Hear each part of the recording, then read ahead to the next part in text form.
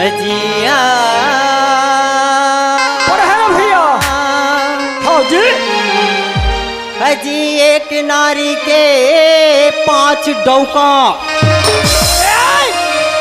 अरे जबान संभाल के बोले कर।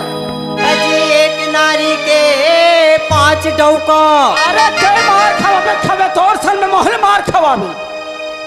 अब पसीना में हो थे संतान जे।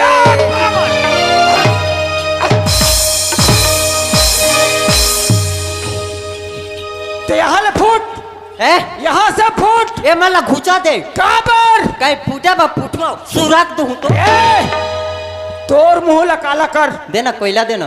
अरे खाना पकाए तिहा जाओ हम मिल ही तली रखस तोला रागबा चली करो में हाँ राख लेना डार्लिंग। अरे तोर से ती में एक के झन प्रोग्राम निकाल दा समझ गए।